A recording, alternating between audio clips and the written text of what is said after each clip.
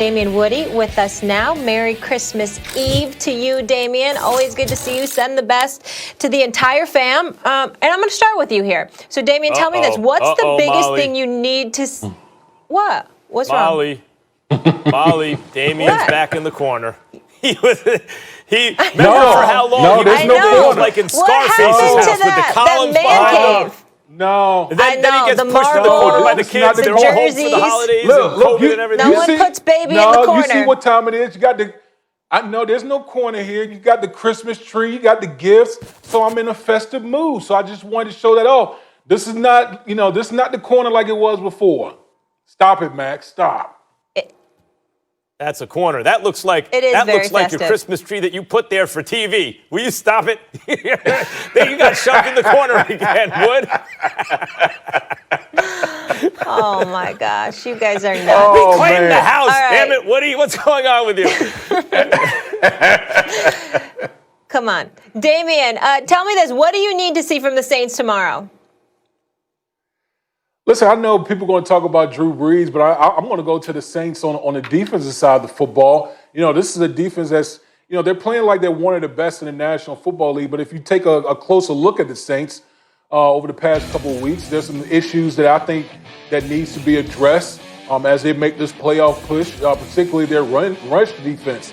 Last week they gave up 4.4 yards an attempt to the Kansas City Chiefs. And the week prior to that, they gave up over 200 yards rushing. That's something that they haven't done since, I believe, 1980, where they given up that many rushing yards, having two separate 100-yard rushes. So when you typically, over the past couple of years, typically what we've seen from the New Orleans Saints on offense, Drew Brees has steadily declined as far as his play is concerned.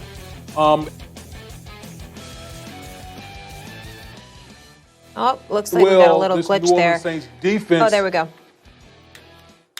Go ahead, Damian. Sorry, we just had a little glitch there. Wood, you got to move to a part. Wood, you need to move to a part of the house with better Wi-Fi. They stuck you in the corner and they're sucking up all the Wi-Fi with their TikTok. They're on Zoom with their friends. There's no Wi-Fi left in the Woody house. Well, you might be right. They might be on everywhere with Wi-Fi on. So. But like I said, the Saints defense got to show up. If they want to make a playoff run, a deep playoff run to ultimately get to Tampa, I think this defense got to continue to show up, particularly this week against the Minnesota Vikings and that rushing attack with Dalvin Cook. Kids, I got to be on TV. Dad, I'm on a Zoom call with my friends. Hey, listen, I hear what you're saying about the defense, Wood. Here's the thing. Right now, circumstances have conspired to make the defense look worse than it really is. First of all, the Eagles are good with Jalen Hurts because Doug Peterson's actually a very good coach. I had to be reminded. Right? Carson Wentz was holding the team back. As soon as you put Hurts in, it looks like they did when they had Nick Foles, right? Suddenly, they're hard to defend. So I don't hold that against the Saints, and it was going in. It's a trap game. It's the Eagles. They're terrible. Oh, wait a minute. They're not terrible. And Hurts can not only fast, but he can throw the ball too.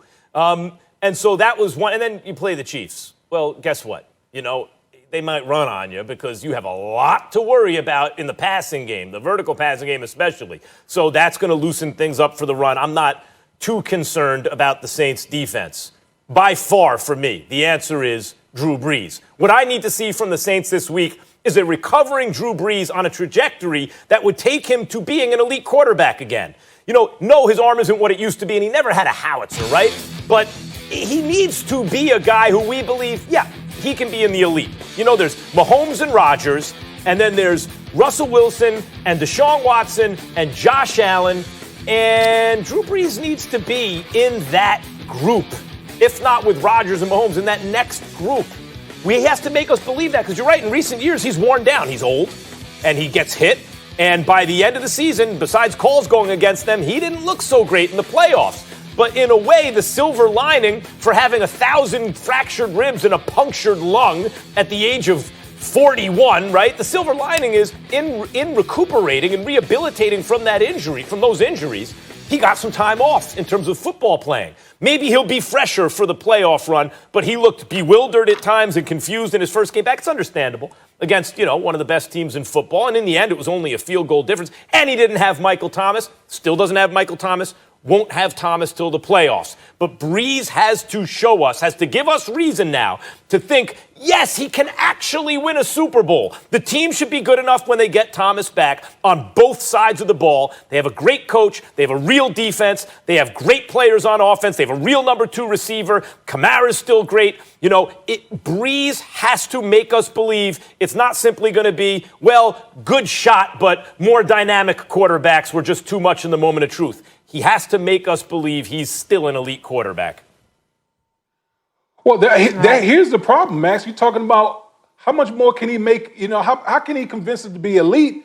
A 41-year-old quarterback? Usually you're trending in the wrong direction. You're not trending towards getting back to elite level. You're usually trending the other way with Father Time. So that's why, you know, my eyes tend to go towards the defensive side of the football. Because if the New Orleans Saints are going to make this run to the Super Bowl, the defensive side of the football, they need to be elite. They need to be the ones that's going to carry Drew Brees to that Lombardi Trophy. All right. Vikings Saints, 4:30 Eastern. Merry Christmas to the Woody family and Happy New Year. I'll probably talk to you before then, though.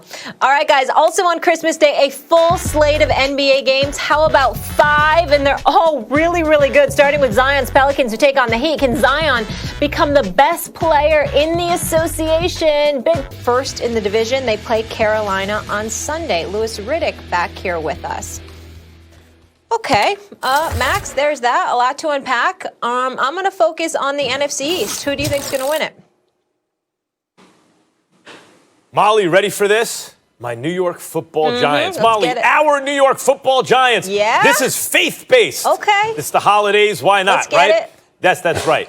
Look, I'm going to say this. Daniel Jones was trending in the right direction before he got hurt. But what we saw, like, don't get fooled by a bad loss to Arizona. What we saw with Daniel Jones is he needs his wheels, right? Like a lot of quarterbacks nowadays, especially who start early in their career, and mobility is so highly prized now for obvious reasons, a dual threat quarterback. If Daniel Jones doesn't have his wheels, he's a sitting duck. He is not good enough in the pocket yet. When he does have his wheels, he is an average NFL quarterback already, maybe a tick below, but trending in that direction. Maybe he can be above average next year if that kind of pace of development continues. So we have that. Now we have a Giants team who's shown the ability to upset good teams this year, right? Even without Daniel Jones. And we have a Ravens game. That's going to be tough, but I don't think it's unwinnable if Daniel Jones plays. And the Cowboys last week of the season. Giants need to win both. They need help from Washington right now. And I think they might get it.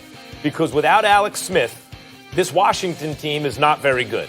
You know, with a good enough quarterback, the defense can do some things, and they can win, but they can lose to the Panthers or anyone, really, with Haskins in at quarterback or with someone other at this point than Alex Smith at quarterback. And then the Eagles, I mean, it looks like they just have an easy schedule, but what happened when Jalen Hurts started?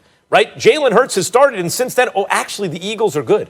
Actually, Doug Peterson can actually coach his butt off, apparently, right? It's just that Carson Wentz and circumstance really was making it look like he couldn't. Because with anyone else, Peterson seems to have a good deal of success. Even a 40-year-old Josh McCown did well enough in the playoff game with Peterson, and he was on one good leg and 40 years old and never in the playoffs and all that stuff. I'm going to say the Giants, our football Giants, will pull it off, Molly. They own the tiebreaker against Washington. They'll finish with the same record, and they're going to the playoffs.